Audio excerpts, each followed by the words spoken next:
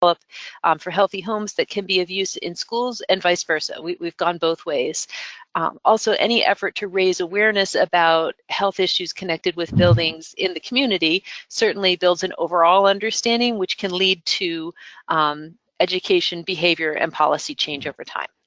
So those are some of the connections I see, but there are also obviously many differences as well. So schools are a much more highly regulated environment than homes are.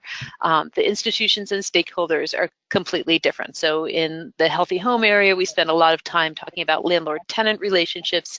In the school area, the complexities of the school institution, parents, teachers, children, and outside organizations is very different.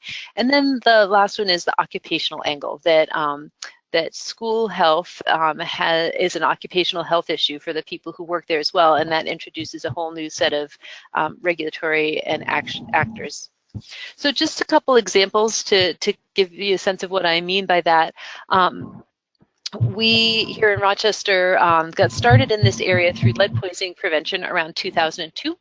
And that was initiated by an elementary school principal's concerns about that when he learned about lead poisoning and how it can affect kids' learning.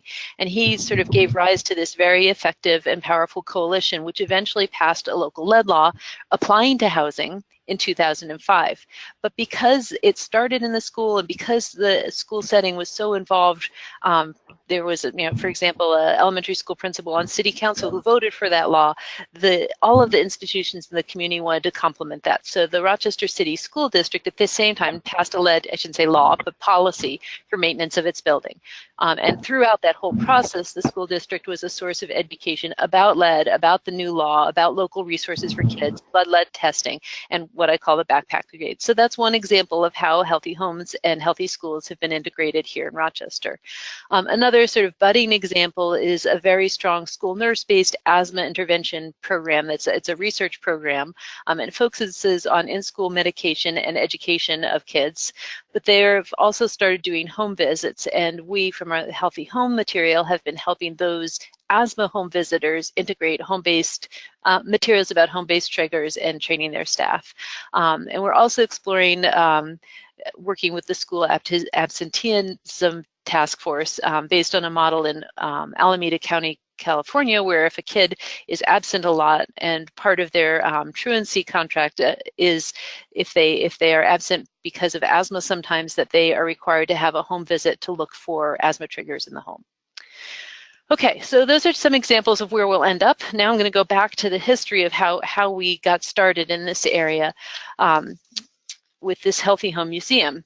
And the Healthy Home itself came out of the strong interest in lead that I mentioned before, where in 2000, Rochester had 20 times higher than the national average elevated blood leads for kids. So it was clearly still a big problem here and concentrated in these neighborhoods that you can see in pink and red on that map.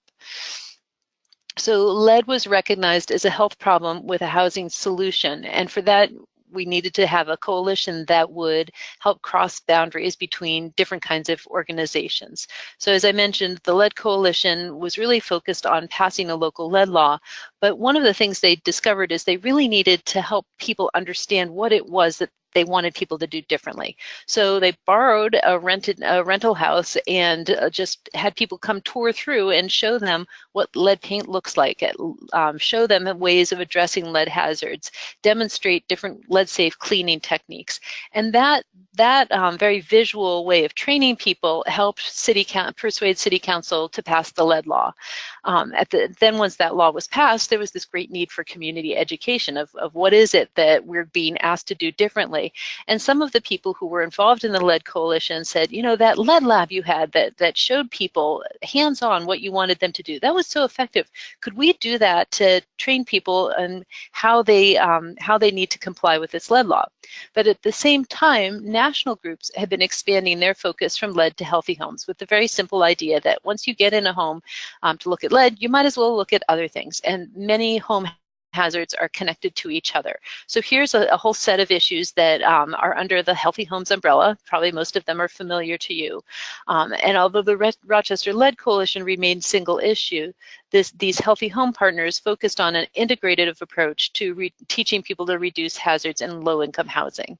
And they came together to do this in a very hands-on way. Here are some of the initial partners who were involved. We got together and literally rented this house, the first floor of it, for a year and figured out how we were going to operate it as a hands-on museum to demonstrate home-based environmental health hazards in a very realistic home-like setting, educate visitors about the health impacts of those hazards, and support action to reduce those hazards. So we offered free tours in this setting, tailored to diverse audiences, providing information on the health risks, the home hazards, low-cost solutions, and local resources. And then we followed up with the individuals and groups who visited, which was great fun because we heard that over 80% of them took some sort of action to improve their home health. It was grant funded and operated for about 4 years and had about almost 4,000 visitors during that time. So here's the outside of the house. It was a lovely old building on Main Street in Rochester. And here are the main issues that we initially focused within that framework that I shared with you earlier.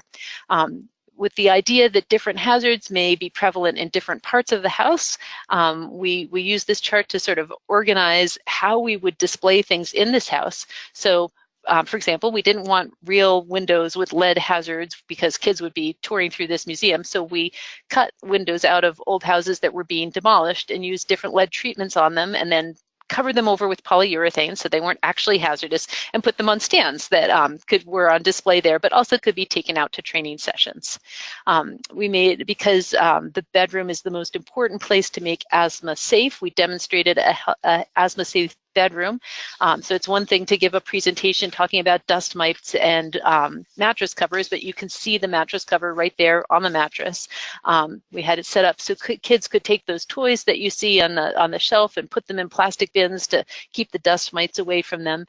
There's a section a section on medication, and then what you can't see is the whole other side of the room was dedicated to asthma safe cleaning. So one connection you could make here is that you could similarly have hands-on displays in a school setting. Here you see one kid educating other kids about some of these issues. Happens to be my kid about 10 years ago. So the other thing that I like to emphasize is that while this was a great way of teaching people, it was perhaps even more impactful for the groups that were running this museum. So there was an asthma coalition, and there were people training doctors and people who did construction work and lead work, and of course IPM. And because we all had this joint project to work on, we saw the complementarity between the things that we were doing in homes, in schools, and other environments. And when that project closed, first of all, nobody wanted to stop working together because they'd had such a great experience doing so. Second of all, they saw the impact of this information. So the first thing they did was to take the kinds of hands-on things we did in that museum and make it into an interactive healthy home training. Now, one of the things I could have done today is simply share that training with you, but I think that would be a little boring for you, and you can simply look that up through the resources on our web, or I'd be happy to share a typical PowerPoint that we use. What we do is adapt it for different audiences. So for example, we do it during the lunchtime session when people are getting lead-safe work practices training. We'll offer them pizza if they'll stay to learn about healthy homes. When pediatric residents are getting their training, we'll do this for them, or home visitors. So we've trained now probably more like 3,000 people, but we had a grant at one point to train 1,500 of them. And our goals were really the same as of the Healthy Home Museum, to really focus people on low-cost solutions that they could use to make homes safer. The training itself is based on the National Center for Healthy Homes materials and their 7 principles of healthy homes. What we tried to do, though, is make it very interactive. So, for example, for an asthma activity, we'll pass out a bunch of materials like a mouse trap and some caulk and some steel wool and a fragrant candle, and ask people in the room to say, hey, what is the thing that you're holding have to do with asthma? And that gets them talking in a very integrated way and very applied way about different triggers in the home. Here are the 7 principles of healthy homes. So rather than throwing lots of facts at people about different parts of the house, there are these general principles and talking about how maintaining a home in this way will generally keep it healthy. So we also, in addition to that training, took these materials and made them available in a variety of different resource types that I'll send you links to as well. So on the right, you can see this about 26-page booklet that is now in its 4th printing, I think. It's used throughout the region, that provides local resources and just a little bit of information about each one of them. We also have developed it into group education kits for perinatal education through centering pregnancy. We worked with our local public television station to take these messages into little 2 or 3 minute clips on different topics. That's now available on YouTube as well. And then we adapted this DVD to include American Sign Language because there's a large deaf population here in Rochester, and in Spanish as well. The big thing I wanted to share with you, though, is how our Healthy Home Partnership works.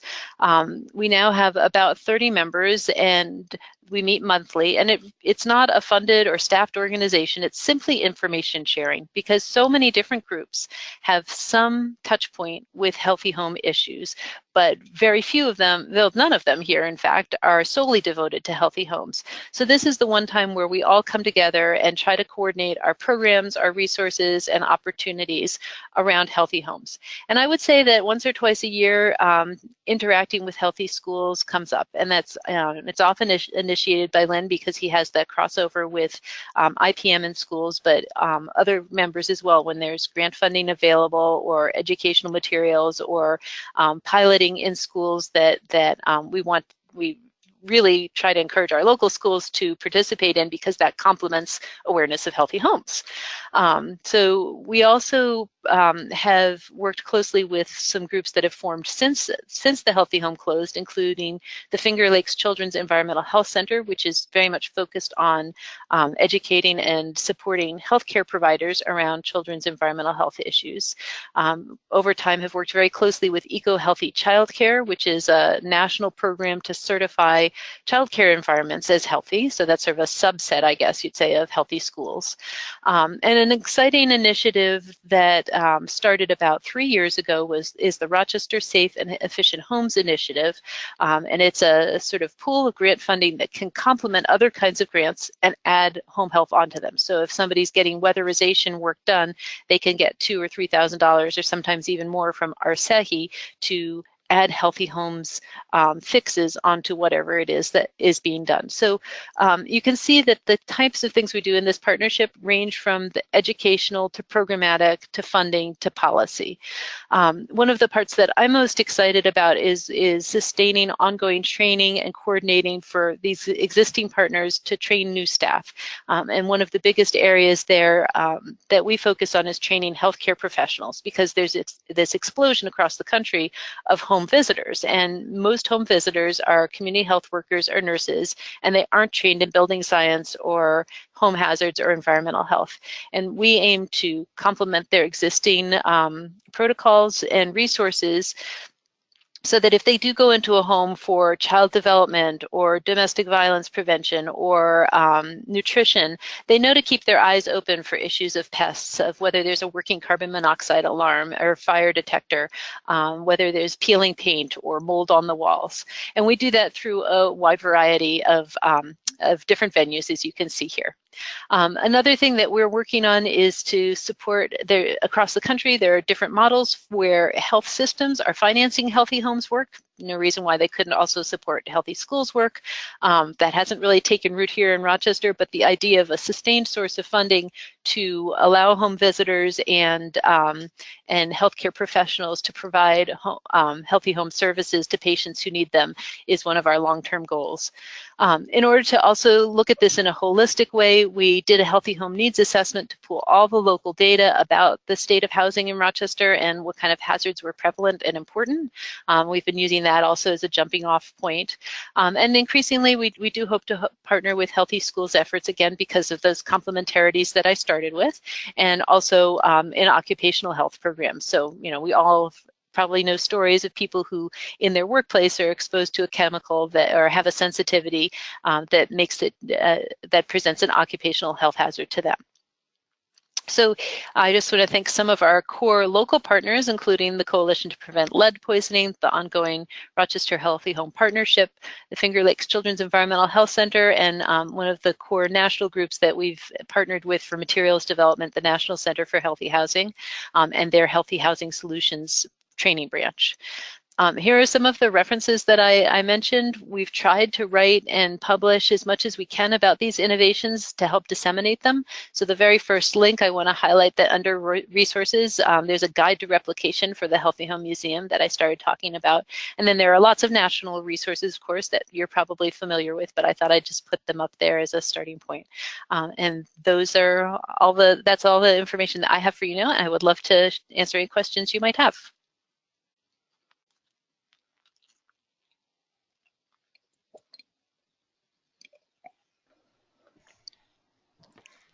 Thank you very much, Katrina. Just a reminder to folks on the call, if you want to unmute yourself so you can ask your question, there's a little microphone icon in the GoToMeeting box. So I'll open it up to you guys for questions. I know I have a couple, but I think we have about 10 minutes here. Yeah, and I also wanted to say, if you can't unmute yourself, I can now focus on the chat box, so that's fine too.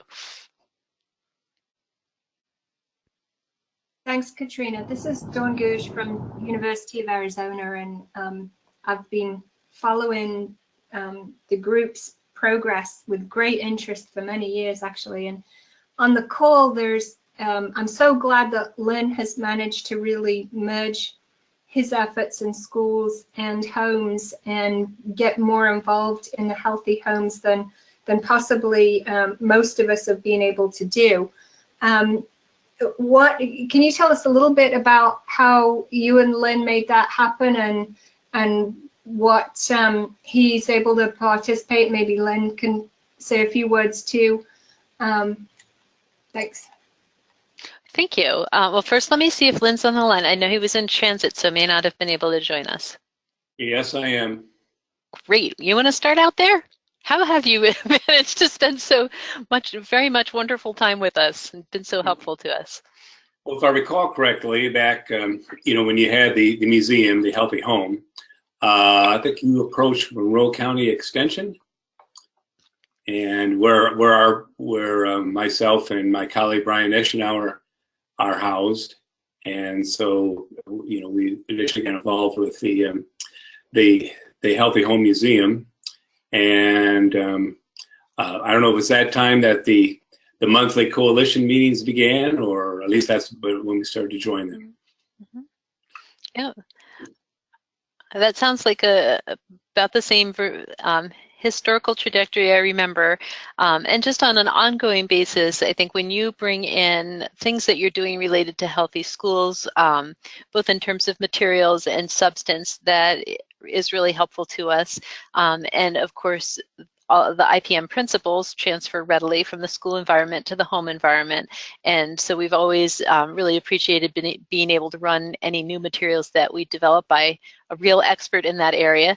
And then, when there's a real deep dive needed, it's great to be able to tap you as a resource. So most recently, we established a relationship with this group that's doing home visits around asthma. And we were trying to encourage them to look at home-based triggers while they were there. They mostly were focused on medication. And as part of our presentation, we just mentioned bed bugs. And they're, it's hard not, people pay attention when you talk about bed bugs, and they're not an asthma trigger, but we do worry about people using pesticides inappropriately and then poisoning themselves, and the home visitors are terrified of bringing the bed bugs home with them. So Lynn was able to come in and do a really very technical deep dive into what are bed bugs, what are the risks, how can home visitors protect themselves, and that's a great example of the complementarity.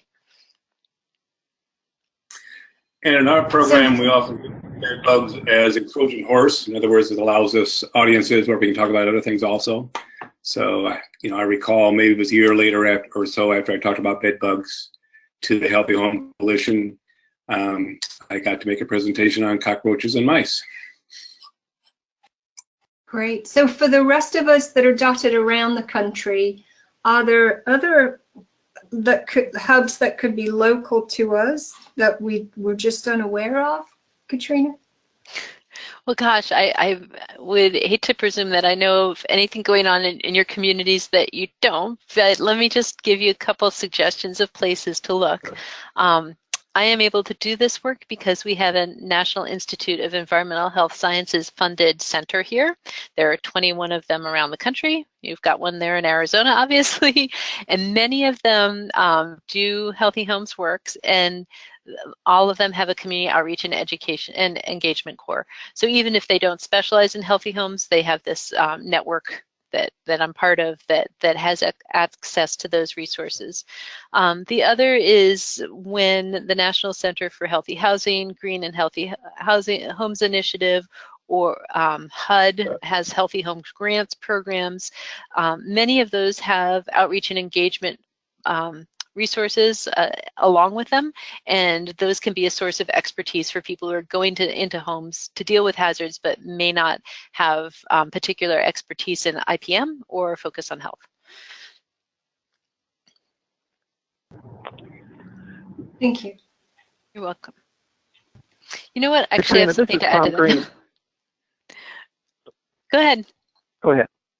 Oh, I was just going to say, go ahead if you've got something to add. Yeah, no, any hospital or clinical group that pulmonology, particularly pediatric asthma, that community is becoming much more savvy about the strong impacts of housing and housing quality on the disease burden, and so that's also a really great place to look for partners. Sorry, go ahead. This is Tom Green. Thanks so much, Katrina. This is really interesting. I'm wondering, have you had success in measuring, documenting improved outcomes around asthma? So we haven't done that work because so many other people have.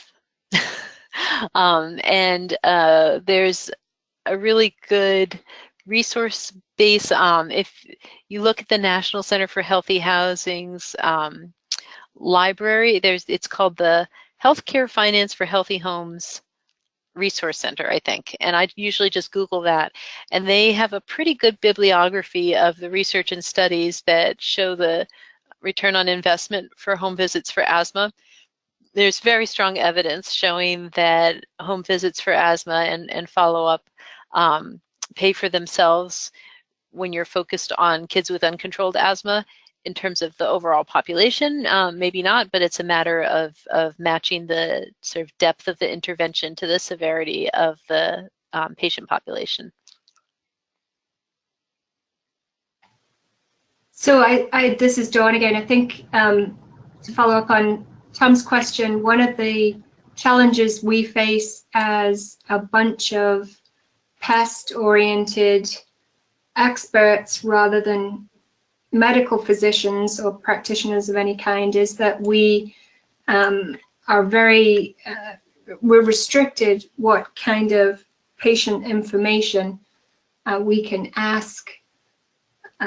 So we have not, I have completely failed at being able to do a reasonable job at measuring impacts and documenting impacts, despite, other than in specific individual cases where we change names and pretend we don't know who we're talking about, and or we produce publications that refer to trends in very general terms. Mm-hmm, mm-hmm. Yeah, well, my three reactions to that are, first of all, good for you for capturing the stories, because local data and local stories usually are the most impactful. The second is that I think that the general literature out there is so strong and so supportive that being able to reference that, you don't need to reinvent the wheel, and quite frankly, if you're working with small numbers of people, you're not going to be able to add to the existing data persuasively enough to make a difference. So I wouldn't feel too badly about that. And then the third is, the best way around that is to partner with the health professionals, because they can have the health data. If you have a partnership that goes both ways, sometimes that can be helpful. Oh, I guess one other thing, which is it's sort of at the geographic scale, when you're able to scale up if you are able to work at a population base, then you don't have to worry about the health privacy so much. Thanks. I have another question. This is Dawn again, but if anybody else does, please jump in ahead of me. This is Lynn. I guess have a comment to add to the connections by our program being involved with the Rochester Healthy Home Coalition is that it's greatly increased our interaction with the local asthma outreach community.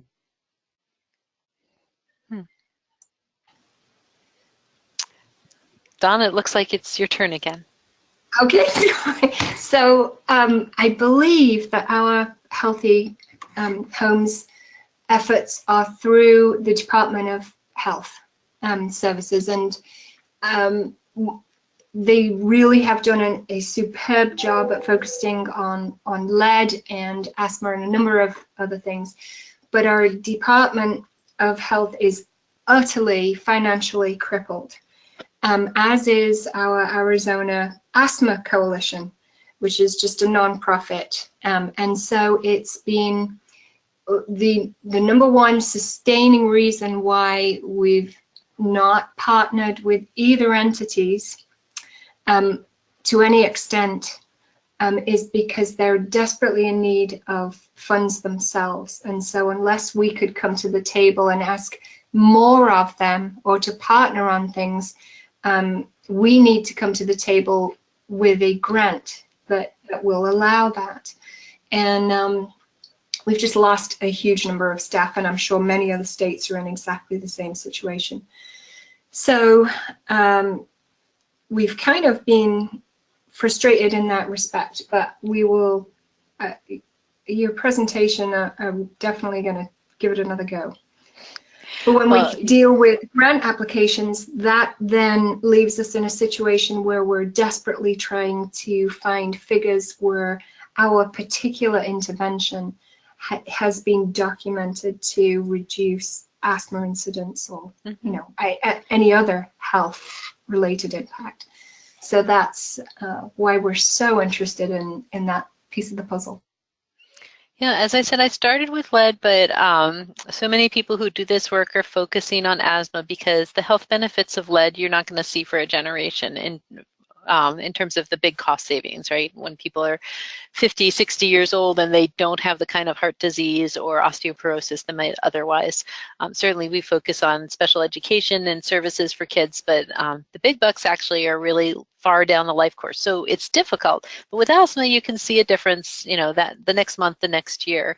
And that's why I mentioned the Healthcare Finance Library, and there are 3 or 4 emerging streams of funding for home-based both assessment and remediation from the health system. So one is hospital community benefits, another one is Medicaid. So, you know, in that website you'll see 13 case studies of states where they get Medicaid to pay for home visits, for environmental home visits, and in some cases remediation.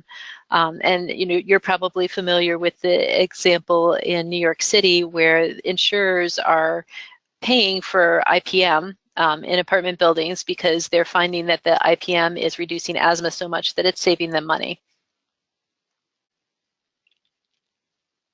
Wonderful. We need to start thinking in those terms. I really, that's fantastic. Thank you. You're welcome. Well, great. I know, Katrina, I know I want to be respectful of your time, and I know you had another place that you have to head to. Do you have time for a couple more questions, or do you need to head out at this point? Yeah, you know, the beautiful thing about living in a small town like Rochester is you can get to the airport in 10 minutes. So I'm probably good for another 5 minutes or so. Okay. I'd be happy to answer any more questions, or I can take them by email later too. Well, great. Are there any additional questions from the group? Could we have Katrina's email address? That's a great question. That's up to you, Katrina. I can forward it to the group. Sure, you can do that, and I think most of the the things that I referenced you can get to through the links that are in the slides that I had there. And I also mentioned that if you'd like a copy of the Healthy Home presentation that we use for sort of introductory trainings, we're happy to share that as well. Thank you. You're welcome. And this is Tom again. Not a question, but just a comment.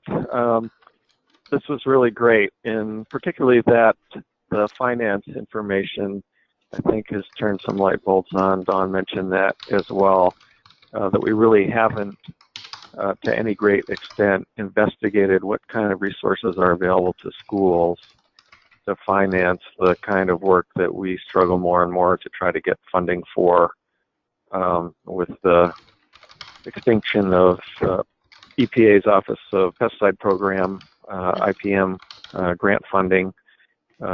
It's more and more important for us to figure out ways that may already be out there that schools tap resources for improvements that could be used for IPM.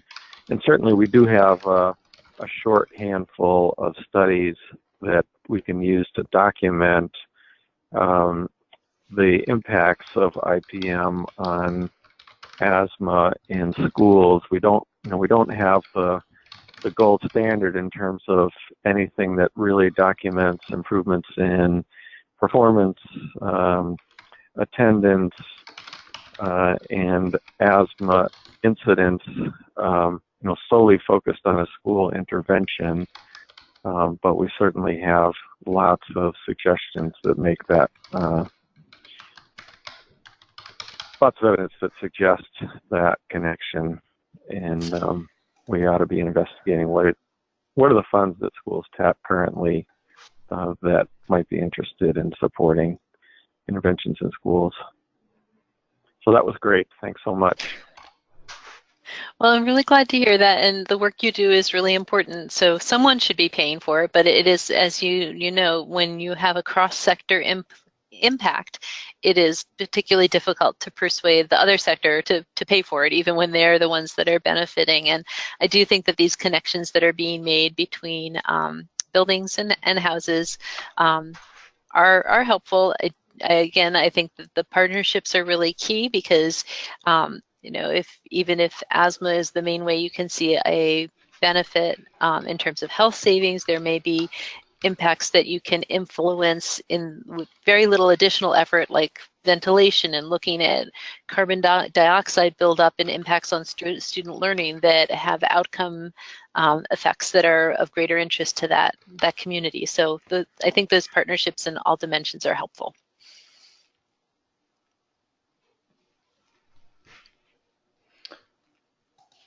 Great, thanks very much, Katrina. And also, I would say the connection with school nurses sounds particularly interesting, and maybe there's certainly an abundance of information that we have in the Stop School Pest School Nurses modules that maybe could be a resource beyond just school nurses, but also just community nurses and the people you're working with.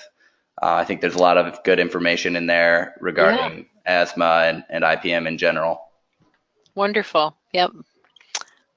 Well, thanks again for having me, and I would be happy to take any follow-up questions by email, and I guess I'll sign off now then.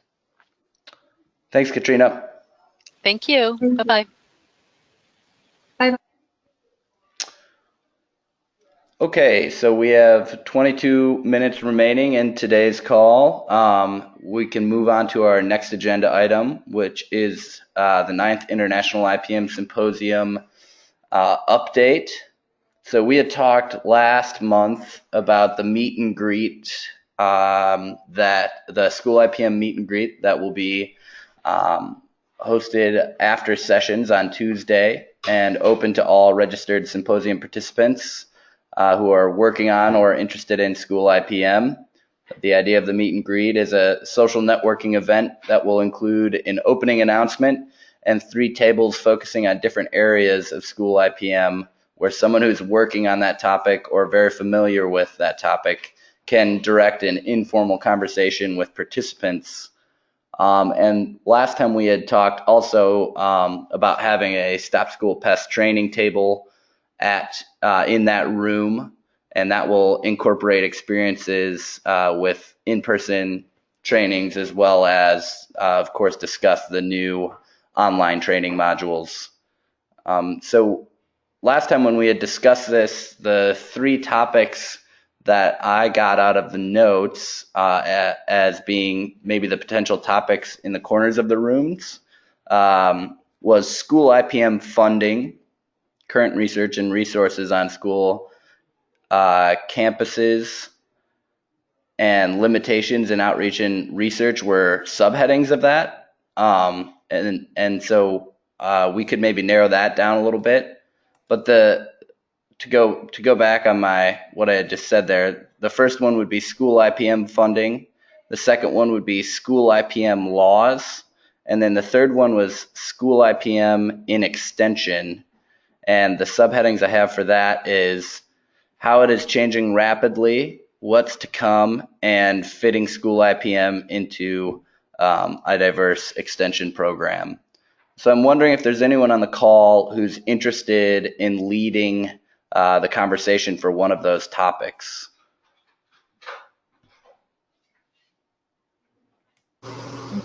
I'd be happy to pitch in if I need to. Great, thanks, Ashley. Would you want to do school IPM funding or school IPM laws, or more along the extension type of work? I'm gonna do laws. We'll take laws for 500. Okay. Frank, I'd be happy to help out as well. And this is Dawn, and I would probably pick how to fit this in with your extension work. Okay. Great, Dawn.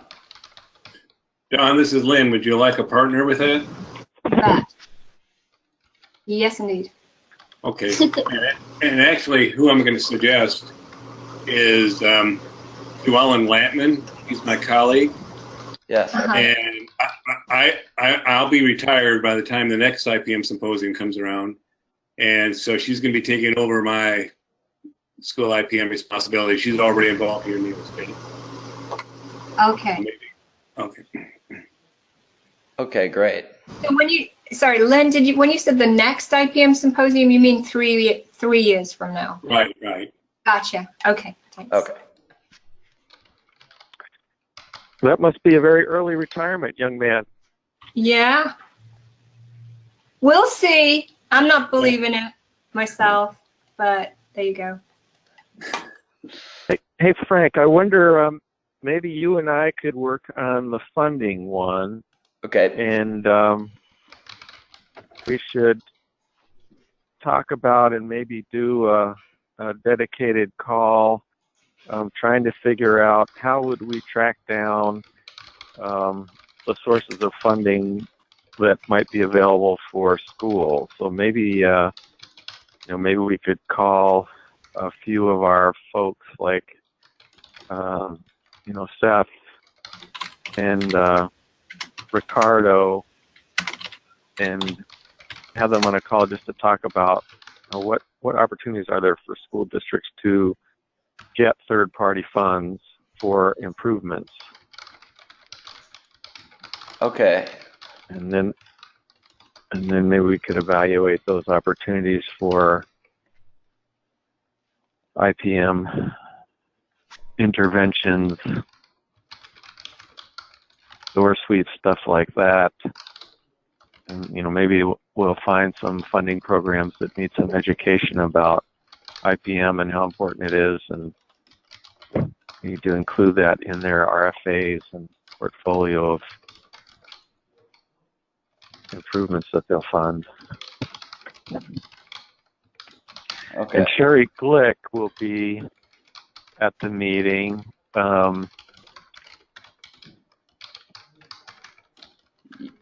Yeah, would she maybe? She might be able. Oh, go ahead.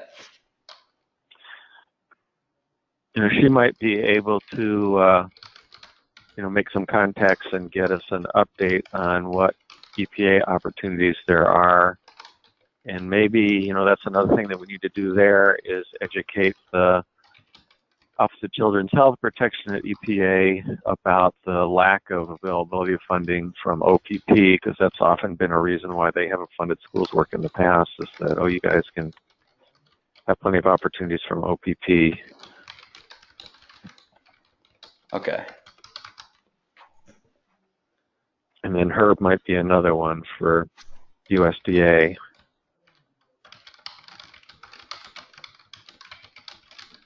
Okay, yeah. So we'll also want someone to open the meeting. Is anyone on the call interested in maybe just for people who come to the school IPM meet and greet but aren't an expert? Is there anyone who may want to provide an opening that's just kind of a general overview of school IPM and why we're having a meet and greet, and then, just introduce the meeting? I can do that. This is Shakti. I'll be there. Great. And just FYI, Frank, the reason I'm not volunteering is I'm already overcommitted for the meeting. Okay. I will give everybody, the people who are doing laws and regs, I'll be happy to share the spreadsheet with you. If you want to know more about extension, I'm happy to help there.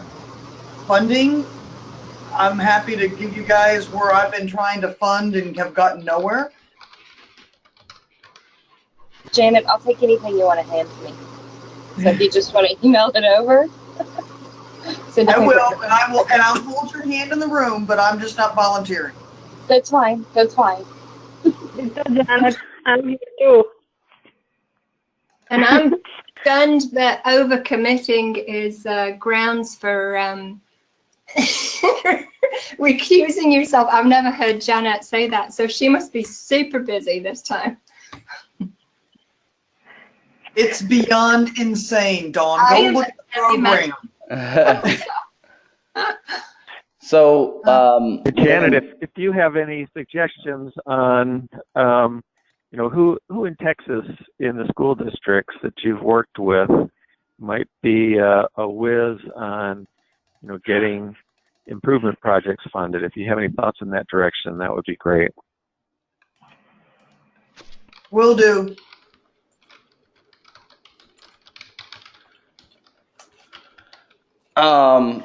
And so I see in the chat box, Kathy, it would be great if you'd be willing to stand in the Stop School Pest Corner. I think we'll have a poster there for the poster session anyway, so we can make sure that that highlights the school nurses part, and then that would be great if you could stand by that program, because I know you've had a little experience presenting that with school nurses out east.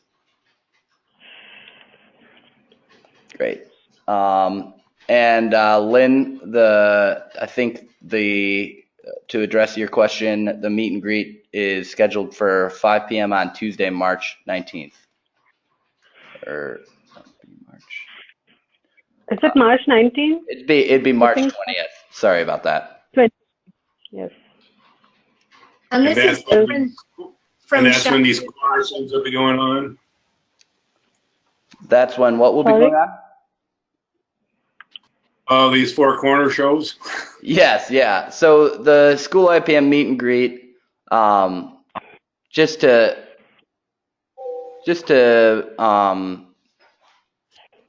give a brief overview, the school IPM meet and greet is meant to these corners are meant to facilitate discussion. It's not like a particular presentation opportunity. It's more of an informal discussion where if people are really just interested in how they can make their extension position fit into school IPM, then they'll go there. Or if they're really interested in policy, then they can go learn about the laws. But not really learn about it in a presentation way, but more in an interactive kind of discussion with the experts. And so that's why I wanted to make sure we had some people in each of those corners. Well, we are running a little short on time. I'm glad we got some people written down for that. We have 10 minutes left in today's call. I'd like to move on to working group regional updates. And Frank, before that, I just wanted to mention about the school IPM session, the yes. mini symposium. Yeah, it's just wanted to tell everyone that most of our speakers have confirmed that they will be presenting for the event, and it's going to be on Wednesday, March 21st, from 8:30 to 11:30 a.m. And I have a good number of panelists, and yeah, that's about it. Great. So Ryan, Dave, yeah, Tim Stark, Ruth Kersey, Eric Denemark, Janet, you're presenting too. I haven't received a confirmation from Veronica. She was doubtful whether she would be able to register, but I've asked her, and I'll ask her again. So those are our speakers. Oh, great. That should be a really good session. I think that timing, unfortunately, overlaps with a session that I'm organizing for tick-borne diseases. So I may not be able to attend that, but I'm sure I look forward to reading the notes, and yes, and maybe we'll have a video of that as well. Yeah. All right. So Right. thank you for that update very much, Shaku. And we can move on to regional updates now. We have 9 minutes remaining. So why don't we go to the Western region first? Dawn or anyone else from the Western region, do you have an update for us? The only thing that we've done so far in January is send out a newsletter on flu.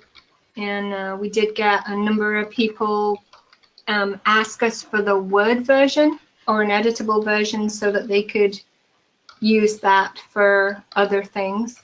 So that's why everybody got that second version, which was actually the final version, as in a Word version and a PDF, as opposed to in the email. We're having increasing problems sending it out as in the email format, unfortunately.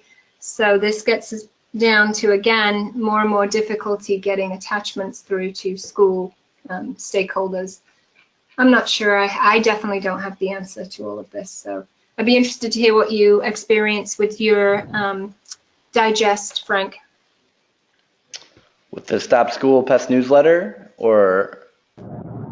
Yeah. Mm-hmm. Yeah. As far as reader hits, was that?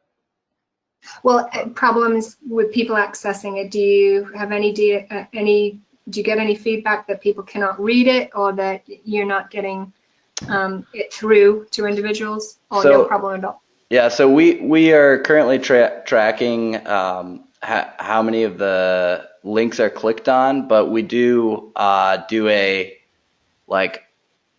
my coworker Madeline sends me a draft of the newsletter, and then I verify that I can click on all the links before we make it live. So I think all the documents are good. We haven't had people asking for editable copies at this point, but the newsletter is just recently. I'm just starting to get on track for those statistics because Alina had taken care of the newsletter previously, and so I don't have a particularly good grasp on how much feedback we get for that document. Okay, thank you very much. The other thing is generally with our newsletter, our school newsletter, we're referencing other developed materials. So people go to those other reference places. And then they would maybe direct questions to whoever wrote that article as opposed to directing the question to us. So some of those may not be able to be tracked. Okay, thanks. Oh, and I'll help you guys if you want to do a conference call with me and your team. I'll be happy to, because as you know, I have fought this for 16 years of the best way to get stuff out. Yes, we'll do that. Thank you, Janet. You're welcome. But not until after the IPM symposium. How about that? Sounds like a plan.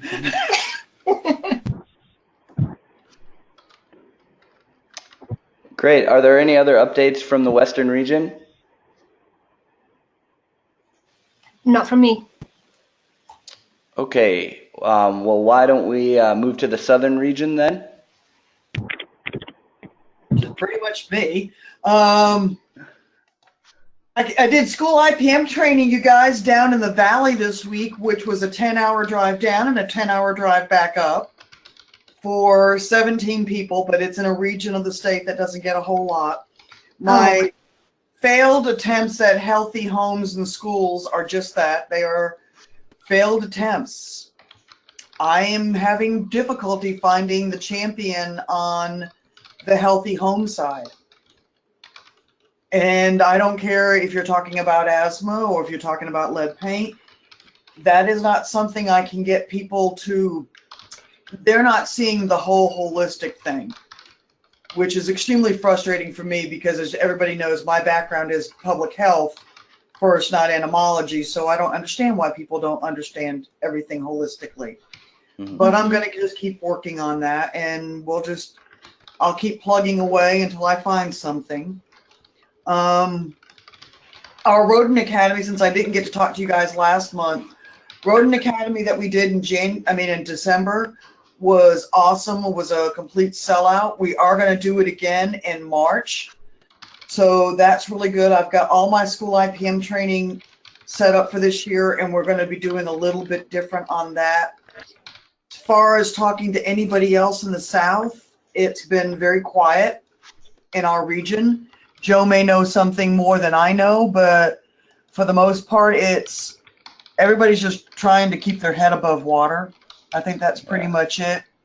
And Tom, to answer your question, I've tried the other weird places to get money, EPA border grant. The problem is what I am seeing now on a lot of these, especially the EPA stuff for funding, is they are putting some very interesting qualifiers of what they want you to do in that project.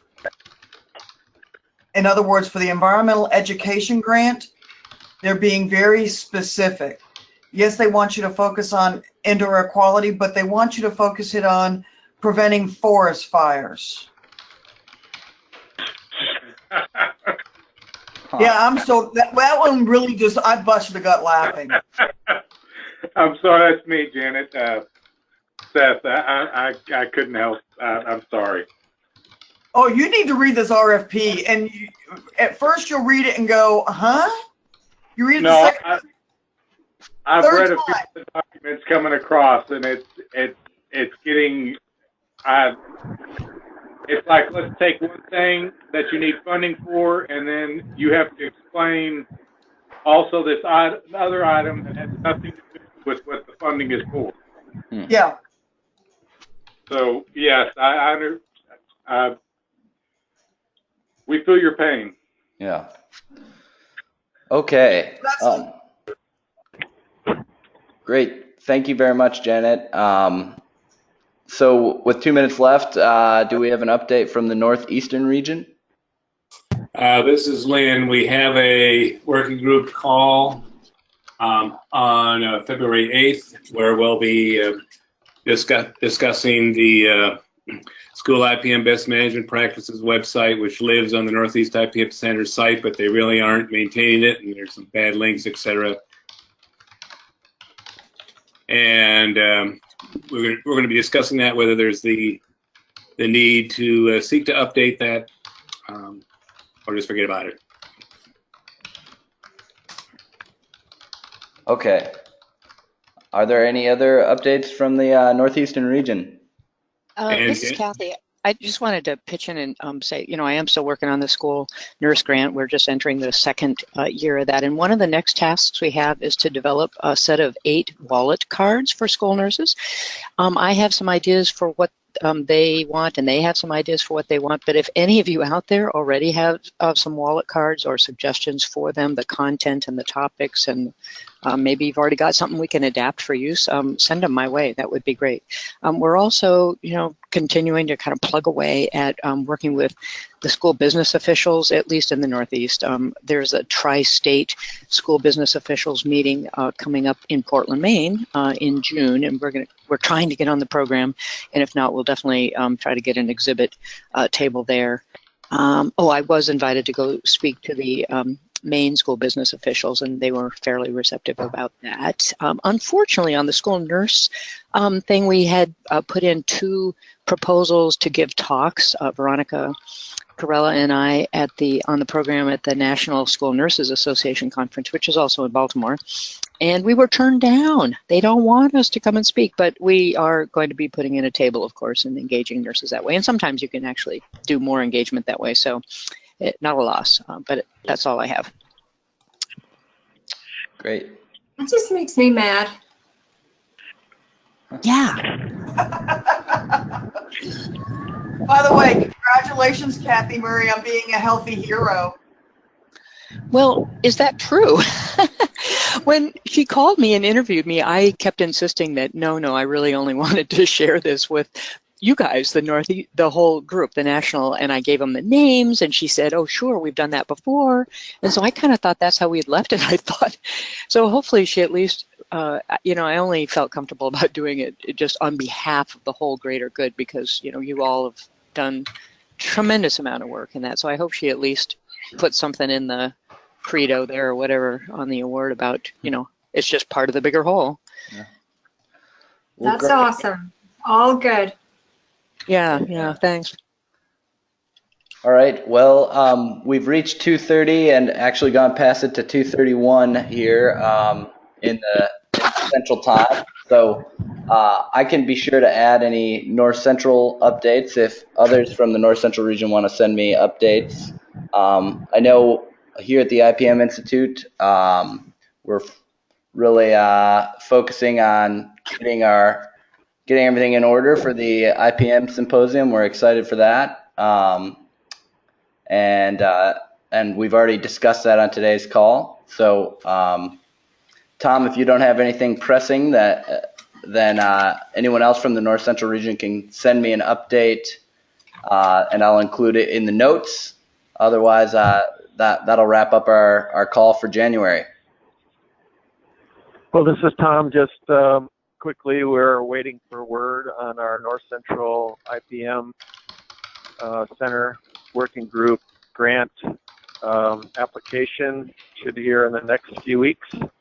And that, of course, is the funding that helps support this call as well. And we've interviewed a great candidate for our community IPM manager position, and are on the verge of making an offer of someone who is finishing up a master's in May, so would work part-time between now and then, but it's someone who has a career commitment to IPM and really wants to do outreach in a nonprofit setting, and so we're really excited about finding someone who seems to be a great candidate in a fairly short time window here. Great. Well done, Tom and team. Thanks, Tom. All right, folks. Well, I'll be sure to send out the notes shortly, and if you have any other updates or questions for Katrina, you can send those to me. And we'll be in touch very soon, and I look forward to our call next month. Fabulous. Okay, thank you. Thanks. Bye. You have a good Thank weekend. you. Bye. Bye.